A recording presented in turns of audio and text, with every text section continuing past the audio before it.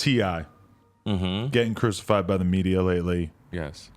For me, it feels like if you're going to be a multimillionaire who likes to do drugs and have sex with large groups of women, with your girl or without, it's a ticking time bomb. Totally agree. And T.I. is a good friend of mine. He always comes to my events. And when I see him in these situations, again, you have to be afraid of something. And when people are not afraid, you continue to make the same mistakes. You have to live in paranoia to a certain extent. People are like, oh, I'm not, fuck that. I'm a man. I'm not going to be paranoid. I'm not going to be afraid of anything. But then you're putting yourself in a bad situation to be set up because you never know the intentions of the other person. Right. You never know what you're capable of doing. In my younger days, I used to have orgies. I used to have sex with 5 different women and all that kind of stuff. But I won't bring that into my life. I won't even bring that to my bedroom as I got older because my bedroom is sacred. My bedroom is just for me and my woman to just have a good time. I don't need, as we get older, your energy and your universe is so important that you are very careful who you allow in your space. And when you allow different people into your space and you don't know their intentions, you don't know where their heart is, especially today's world, you're setting yourself up eventually for something to happen to you. So you have to be very strict. You have to be, keep your guard up at all times. Right. You have to. Let's say him and his girl hooked up with 100 girls. I mean, you only need one. Only need one. To say some shit like it didn't happen, to get too fucked up and feel uncomfortable, say whatever. I mean, it's just... I don't even like that feeling. It's such a bad feeling to put yourself into. You know, when I saw that about him, I felt bad for him because I love him as a person. He always comes to my shows in Atlanta. Tiny's been a friend of mine for years when she was with Escape back in the day. And I just don't want people to go through it, but you got to keep yourself out of bad situations. You have to. Right. You have to at all costs. Yeah, and it's just, I mean, that right there sort of just like maybe it was a reminder of like how much the world has changed and how much trusting people too much has just kind of become a real liability. Right. And if I did that, I will fuck around with older women. I like older women who got like hysterectomies, women who all they want to do is really know how many points you have on Amazon Prime.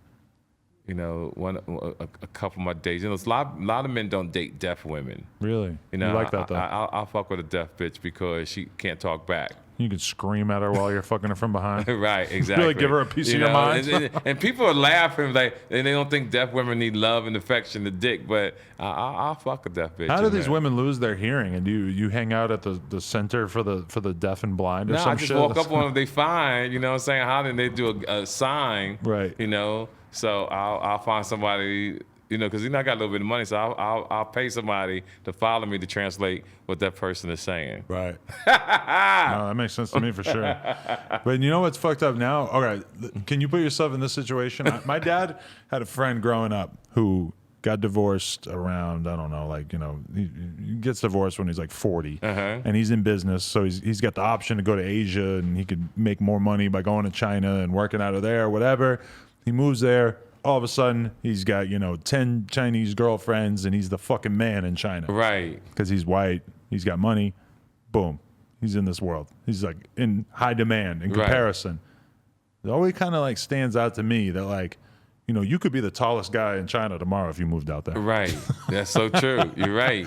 Like, even, or like I've seen the way that Chinese people, when you're in Asia and shit, like I've been out there on BMX trips with black guys. Right. I mean, they look at black guys like they're from a fucking other planet. Right. Like, That's so true. They're in awe of it. Right. You always you ever think about that option that you could always just kind of like drift off to another culture and just really stand out there? I actually thought about that. Like it could be a rock star, so to speak. For real. Like a huge rock star.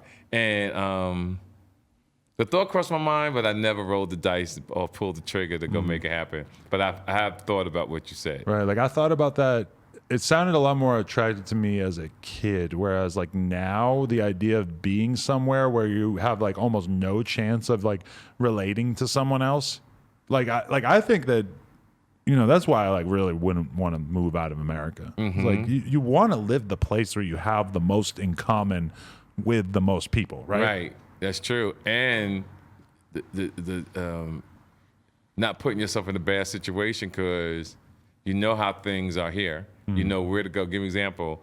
When I went to the Netherlands, I arrived at 12 o'clock at night. And I walked outside. This is a couple years ago. I walked outside, and I was going to go to the red light district.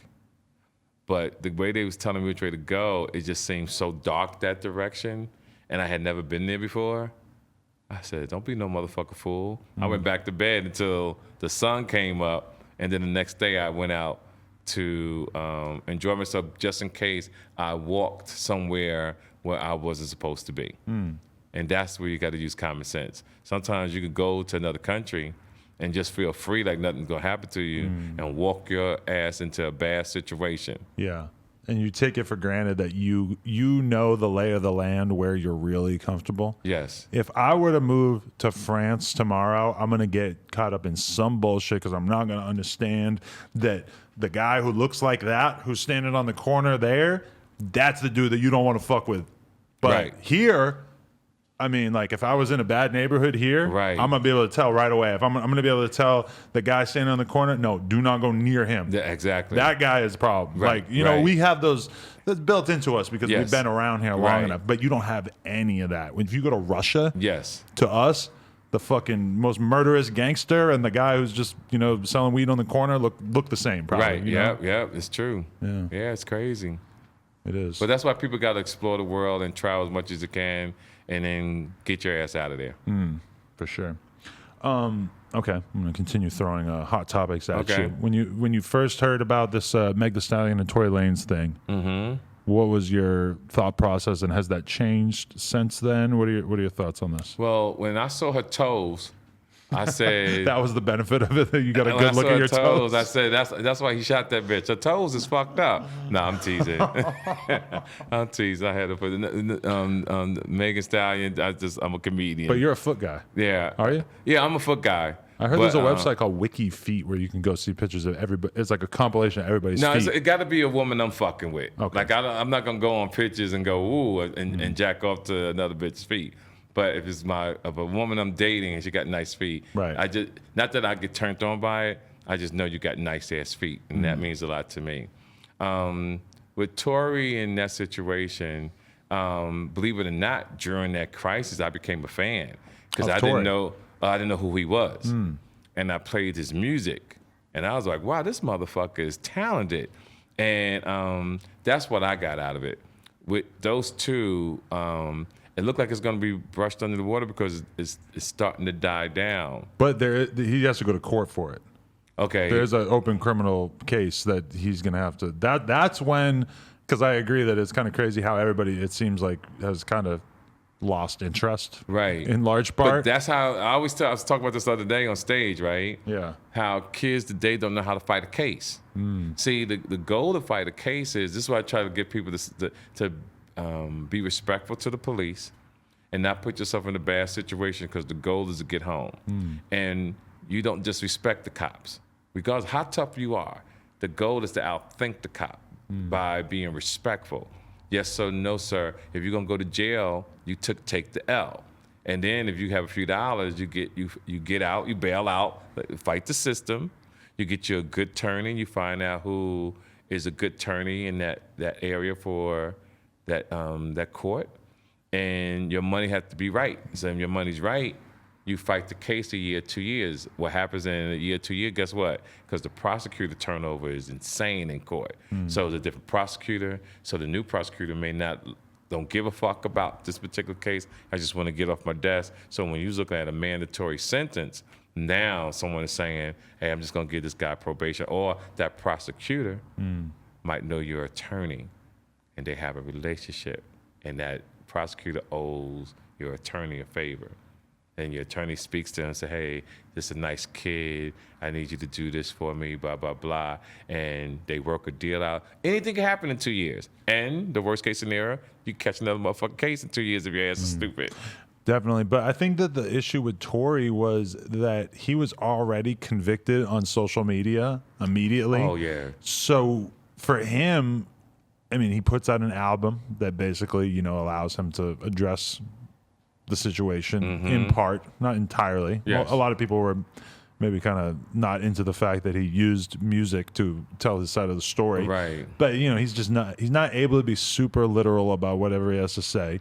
He is kind of like leading everybody in the direction of believing that something different than the narrative that Meg put out there is the official narrative. And yeah, I mean, but it's tough for him because it's like, it's tough for him to sit back and just not have a career for 2 years while this case gets underway. Right. I mean, that's kind of like suicidal. And like, if he doesn't put himself out there, then people are going to assume even more so that he's well, guilty. anytime today, whether you telling the truth or lying, once it goes on social media, it's public opinion. And we are so brainwashed now in this society that if a person thinks that it's a lie, there's nothing you can do. Right. It is what it is. So if you don't want your business on social media, try not to be in a position that it has to go on social media, because once it's done, once it gets out there, the world's gonna have an opinion. Right. And you know damn well you're not gonna get the whole world to agree that you were right. When you see Meg go on Instagram Live and say, "This dude shot me," is there part of you that finds that kind of shocking? I know she's a girl. There's a lot of people who look at that and it's just like, oh, that's snitching. There's a lot of people who are like, it's not she's snitching. a woman. She's a woman, and I'm old school, so she's a woman, and there's so many levels to a female telling the story, right? One, that's why you gotta look at the whole picture. If I shot you, your ass gonna get shot. Like there's gonna be a fucking hole in your foot that a bullet actually went through. When I saw the gunshot with them, it was not a bullet wound, it was just like got scraped by glass. So that confused me. Right. All right. When you get shot, literally shot, you're not gonna be able to walk. Right. If someone shoots you in your fucking foot, you're not walking. Period. The thing is that if you shoot a gun in the direction of someone and then the bullet shatters off the ground and you get a little chunk of the bullet in your foot, are you then able to say that you got shot? Right. That's so true. It's kind of like, what is the definition of shot? Shot to me is that damn motherfucking bullet got to be went through your foot, and your foot almost had to get amputated, and they found the gun shell from the bullet. That was another case, but that's their story. I wish Tory Lanez the best. I wish her the best. I hope that their careers, they get what they want in this journey, because what's going to happen in 5 years or less, nobody's going to give a fuck. Interesting. I feel like people still are on Chris Brown's ass, though. That's going to haunt him for a long time because it was Rihanna. And that was just a beating. Yeah. Which in comparison to a gun. Yeah.